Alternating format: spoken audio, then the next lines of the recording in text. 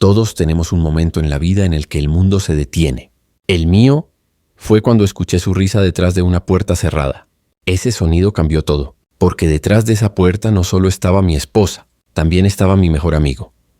Me llamo Andrés Morales, tengo 38 años y soy ingeniero civil. Vivo en Medellín, una ciudad donde el ruido nunca se apaga, pero donde, irónicamente, el silencio fue lo que me destruyó. Siempre pensé que mi vida era tranquila, casi perfecta. Un buen trabajo, una casa que construí con mis propias manos y una esposa Valentina, que representaba todo lo que yo creía que era el amor. Nos conocimos en la universidad, cuando el futuro era una promesa y no una trampa. Ella era arquitecta, una mujer con un brillo en los ojos que hipnotizaba.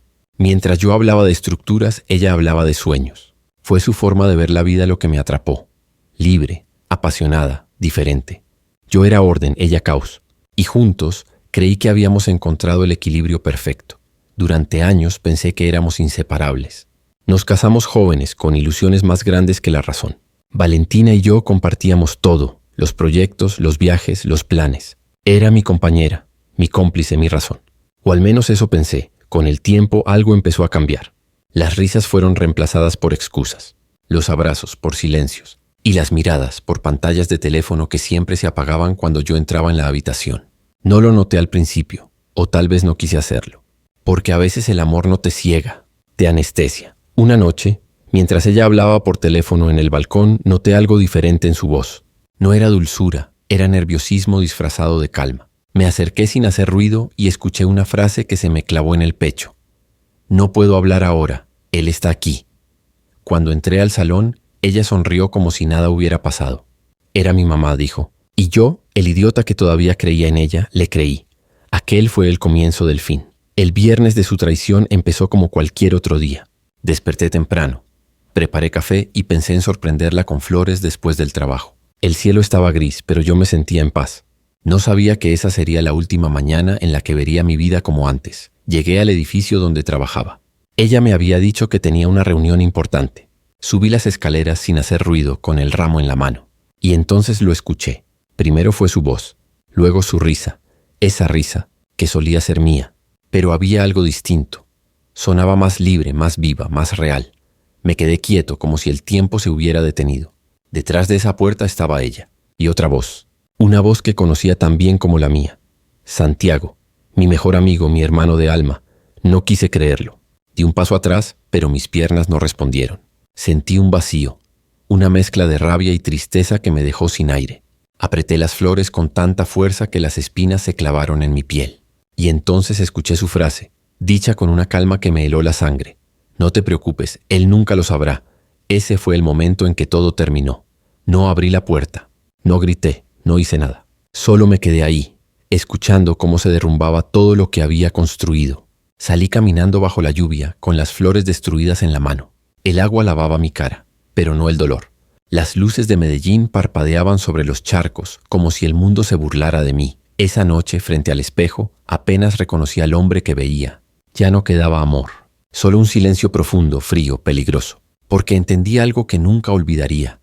A veces el silencio no es rendición, es el inicio de la venganza.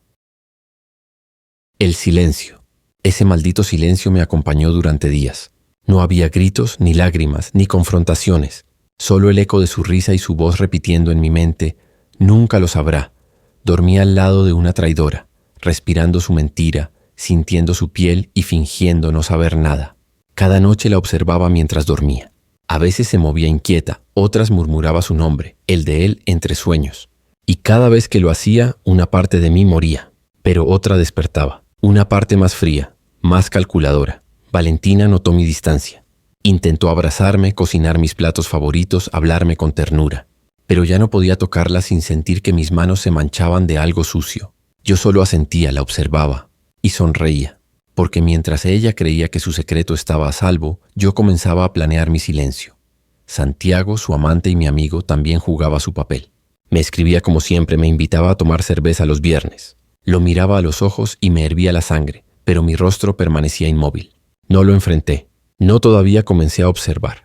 ¿A qué hora salía del trabajo? ¿Con quién hablaba? Los mensajes que recibía, los pretextos que usaba. Hasta descubrí algo más grande. Usaban un correo secreto. Ella lo había creado con un nombre falso. Val Luna 84. Lo encontré por casualidad una noche, cuando dejó su laptop abierta. No necesité abrirlo. El simple hecho de ver la bandeja de entrada con su nombre y el de Santiago me bastó. Esa noche no dormí. Me serví un whisky, apagué las luces y me quedé mirando la nada. Pensé en todo lo que había entregado, en cómo había renunciado a mis sueños por los de ella. Y entendí algo. No se trataba solo de una traición amorosa. Era una humillación. Y las humillaciones no se perdonan. Se pagan. A la mañana siguiente me miré al espejo y me hice una promesa. No voy a gritar. No voy a destruir. Voy a hacer que se destruyan entre ellos. Empecé mi propio juego. Les di espacio. Les di confianza. Les dejé creer que todo estaba igual. Y mientras tanto, empecé a reunir pruebas. Mensajes, fotografías, registros de llamadas, transferencias bancarias, hasta la factura del hotel donde se veían. Cada detalle cuidadosamente archivado. Comencé a visitar a un viejo amigo abogado de la universidad. No le conté los detalles, solo le pedí asesoría sobre una posible separación. Él me miró con curiosidad, pero no hizo preguntas. Solo me dijo: cuando decidas hablar, asegúrate de tenerlo todo. Y eso fue lo que hice. Durante semanas, fingí ser el mismo Andrés. El esposo tranquilo, el profesional dedicado, el amigo fiel. Pero dentro de mí, algo nuevo crecía. Una calma peligrosa. Una claridad que solo llega cuando lo pierdes todo. Valentina no sospechaba nada. A veces incluso me miraba con compasión, como si sintiera culpa. Yo le respondía con ternura fingida. El papel de esposo enamorado me quedaba perfecto. Hasta que una noche, mientras cenábamos, me dijo algo que cambió todo. Andrés, creo que deberíamos mudarnos. Santiago me habló de una oportunidad en Bogotá. Su nueva vida con él, disfrazada de oportunidad. Levanté la vista, sonreí y respondí con calma. Si eso te hace feliz, claro, amor. Esa fue la primera vez que noté miedo en sus ojos. Porque mi voz no sonaba dolida, sonaba demasiado tranquila. Ella no lo sabía, pero esa cena marcó el inicio del fin. Mi venganza no iba a ser un escándalo. Iba a ser silenciosa, calculada y definitiva. Valentina había comenzado a empacar la casa. Caja tras caja, ropa doblada con cuidado, pequeños objetos envueltos en papel. Lo hacía con una precisión casi ritual, como si cada prenda fuera a dejar una parte de nuestra historia atrás. No había prisa teatral ni llanto melodramático. Solo movimientos medidos, silenciosos, como quien prepara una salida definitiva sin mirar atrás. La casa olía a cartón y a su perfume quedó en los armarios. Mientras la observaba, algo dentro de mí tomaba nota. No era solo la mudanza lo que se iba, era la vida que yo creía tener. El silencio. Ese maldito silencio me acompañó días enteros. No hubo gritos, ni escenas, ni explicaciones. Solo la repetición en mi cabeza de una frase que había quedado encerrada detrás de aquella puerta. Nunca lo sabrá. Dormía con una traidora a mi lado. Oía su respiración. Sentía su piel. Imaginaba su risa sobre el cuerpo de otro. Cada noche la veía dar vueltas en la cama, a veces murmurando su nombre en sueños. Y cada vez que pronunciaba Santiago, una parte de mí moría y otra se endurecía.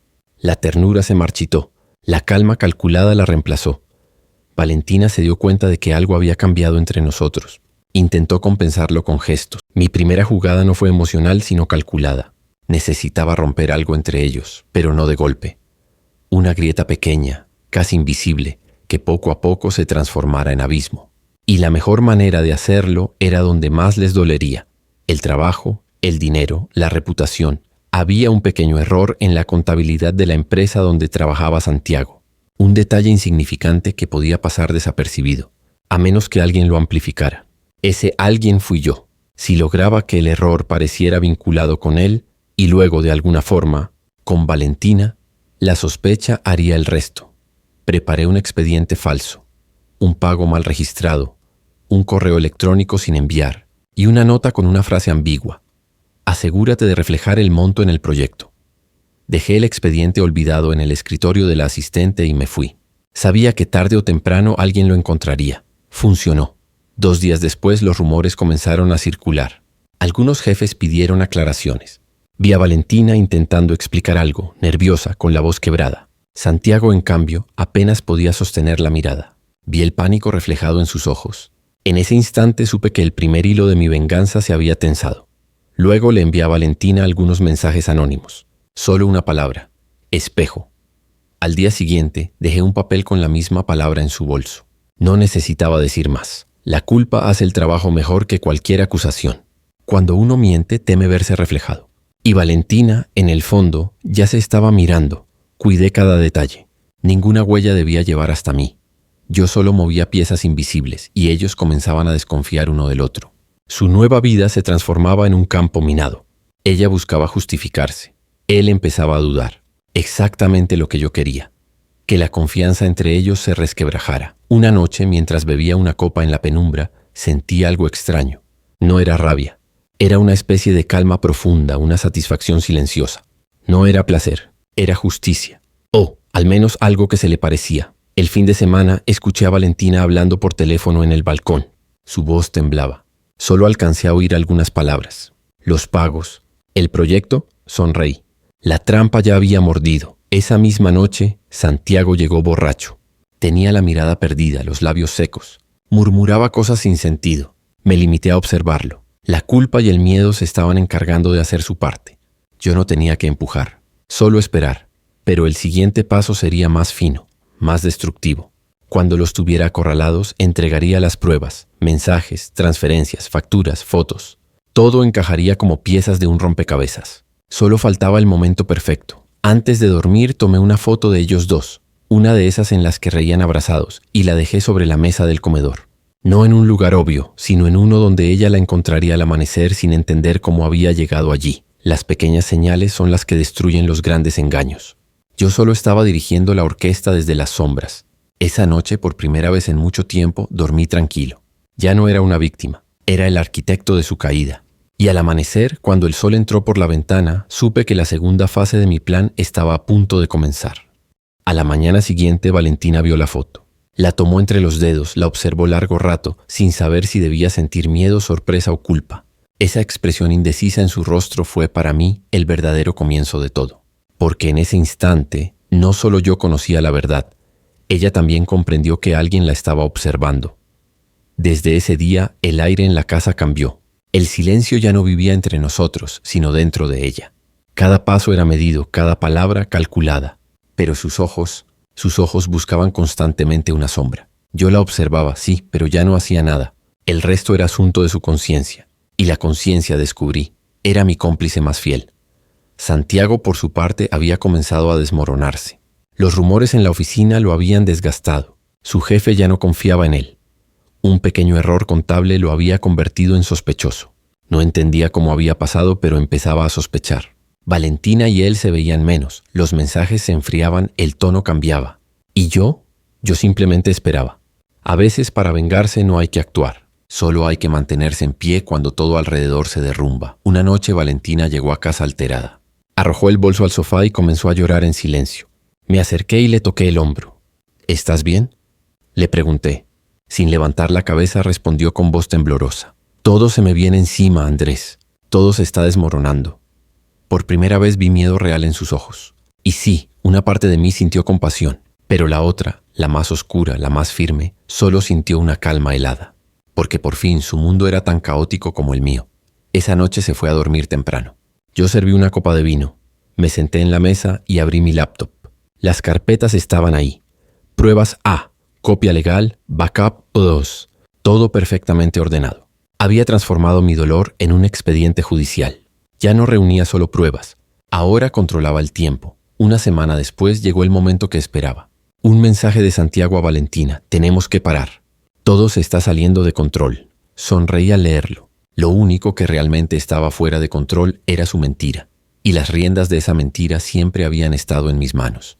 Valentina vio el mensaje. Se puso pálida. Intentó borrarlo enseguida. Pero era tarde. Ya tenía la captura de pantalla. Pocos días después, Santiago fue suspendido temporalmente por una auditoría interna. El último mensaje que envió al teléfono de Valentina fue corto, casi frío.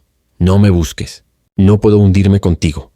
Después de eso, Valentina se encerró en su habitación durante días. No hablaba, no comía, no respondía a llamadas. El silencio que llenaba la casa era mi señal de que el final se acercaba. Pero no sería un final con gritos, sino con susurros. Una noche, sentado frente a la puerta, pensé, ya es hora de terminar. Pero antes todo debe completarse. El último paso era claro. Reuniría todas las pruebas, todos los archivos, cada pieza de la verdad. Pero no las presentaría ante un juez. Las presentaría ante su conciencia. No quería destruirla con un escándalo, sino dejar que se desmoronara bajo el peso de la verdad. Porque a veces la venganza no llega con un grito, sino con un espejo. Y yo estaba decidido a sostener ese espejo frente a ella con la primera luz del amanecer. El cambio en el comportamiento de Valentina ya era imposible de ocultar. Ya no me abrazaba antes de ir al trabajo. Evitaba mirarme a los ojos. Cada vez que sonaba una notificación en su teléfono, su rostro se congelaba y enseguida fingía ocuparse en algo en la cocina. El calor que antes me pertenecía, ahora tenía otro dueño. Dentro de mí una voz me decía: no preguntes, no quieres saber. Pero mi corazón no callaba. Una noche, después de que regresó de su supuesto viaje de trabajo, entró al baño y yo abrí su bolso. Me odié en ese instante, pero ya era demasiado tarde. Encontré un recibo de hotel, con una fecha que coincidía con los días en los que decía estar en Bogotá. Pero el hotel no estaba en esa ciudad. Sentí que el corazón me iba a estallar. Al sostener ese papel en mis manos, la última chispa de esperanza se apagó. Ya lo sabía, Valentina me mentía. ¿Pero con quién? ¿Y por qué? Esa noche no dormí. La observé, escuché su respiración. Cuando miré su rostro, comprendí que tenía frente a mí a una extraña. A la mañana siguiente, con la voz temblorosa, le pregunté durante el desayuno: Valentina, ¿qué era ese recibo de hotel? Por un segundo se quedó inmóvil. Luego tomó un sorbo de café y preguntó, evitando mi mirada: ¿qué recibo? El recibo de un hotel en Medellín, del día que dijiste estar en Bogotá. Al pronunciar esas palabras, sentí la boca seca y las manos frías. El color de su rostro desapareció, un silencio insoportable, y luego respiró hondo. Esteban, tengo que contarte todo. En ese momento el mundo se detuvo. El tiempo se volvió pesado. Quería escucharla, y al mismo tiempo no quería hacerlo. Nunca fui a Bogotá, dijo finalmente. Ese viaje fue una excusa. ¿Una excusa? Pregunté en un hilo de voz. Sí, estaba con Jorge. El nombre cayó como una bomba. Jorge, uno de los compañeros de trabajo de los que más hablaba últimamente. Y entonces todo tuvo sentido. Sentí como algo dentro de mí se rompía. Las paredes de nuestra casa se derrumbaron sobre mi pecho. Mi corazón se hizo polvo sobre la mesa. Antes de decir cualquier palabra, la miré a los ojos. Una lágrima recorrió su mejilla, pero yo no lloré, porque ya estaba llorando por dentro. ¿Desde cuándo? Pregunté. Hace unos 6 meses, respondió bajando la mirada. 6 meses. 6 meses en los que le preparé el desayuno. La besé, confié en ella, y mientras yo le sonreía, ella pensaba en otro hombre. Entonces entendí que la traición no es un acto, sino un proceso. Una especie de veneno silencioso que te consume poco a poco. Y yo había aprendido a vivir con ese veneno sin darme cuenta. Esa mañana, al salir de casa, Valentina no dijo nada. Pero antes de que la puerta se cerrara, sus palabras se quedaron flotando en el aire. Sé que nunca me perdonarás, pero no puedo decir que nunca te amé. Y fue en ese momento cuando comprendí que hay amores que solo existen para doler. Después de la confesión de Valentina, la casa se llenó de un silencio espeso, casi sólido. No quedaban palabras ni justificaciones posibles. Su voz, que durante años había sido mi refugio, ahora sonaba lejana, ajena. Cada sílaba suya era como una herida abierta que ya no sangraba, pero dolía igual. Yo no grité, no lancé objetos, no lloré. Me limité a observarla mientras recogía sus cosas, comprendiendo que algunas guerras no se ganan con ruido, sino con calma. Esa noche caminé por la casa vacía. Todo seguía en su lugar, pero nada tenía el mismo sentido. La taza donde tomaba su café, la almohada donde dormía, el perfume que aún flotaba en el aire. Todo se había convertido en un museo de lo que alguna vez fue amor. Me senté en el sofá y pensé que ya no era parte de esa historia. Era solo el testigo del final. Al día siguiente salí temprano. La ciudad estaba cubierta por una neblina gris, y cada paso que daba me parecía una despedida. En una vitrina vi mi reflejo. Un hombre cansado pero sereno. En ese instante lo entendí. Valentina no me había destruido. Había matado al hombre que yo solía ser, y me había obligado a nacer de nuevo. Con el paso de los días, su actitud cambió. Primero intentó mostrarse arrepentida, luego distante. Una mañana, mientras desayunábamos, dijo con la voz temblorosa: «Tal vez ninguno de los dos puede ser feliz así». Yo levanté la vista sin emoción alguna. «Si eso te da paz, hazlo», respondí. Ella interpretó mi silencio como resignación, pero en realidad era libertad. Poco después empezó a empacar. Tomó su maleta, se detuvo en la puerta y por un segundo pensé que miraría atrás. No lo hizo. Cuando la puerta se cerró, la casa no se sintió vacía, se sintió limpia. Respiré hondo. Por primera vez en mucho tiempo, el aire no pesaba. Una semana más tarde me reuní con Carlos, mi amigo abogado. Llevaba conmigo una carpeta gruesa, mensajes, facturas de hotel, transferencias, registros de llamadas. La puse sobre la mesa. Carlos la revisó en silencio y luego me dijo: «Esto te destruirá por dentro, pero también te reconstruirá». Sonreí. «Ya estoy destruido, Carlos. Ahora quiero reconstruirme». Comenzó el proceso de divorcio. Valentina intentó contactarme varias veces. Mensajes, llamadas, correos. «No lo hagas. Fue un error. Aún te amo». No respondía a ninguno. Su voz, que antes marcaba el ritmo de mis días, se había convertido en un eco del pasado. Mi silencio era mi escudo. Cada firma en los documentos era una cadena rota. Con cada papel recuperaba una parte de mí que había dejado en su sombra. El día de la audiencia final, el juez leyó la sentencia. Todos hablaban, pero yo no escuchaba nada. Solo una palabra resonó en mi mente: terminado.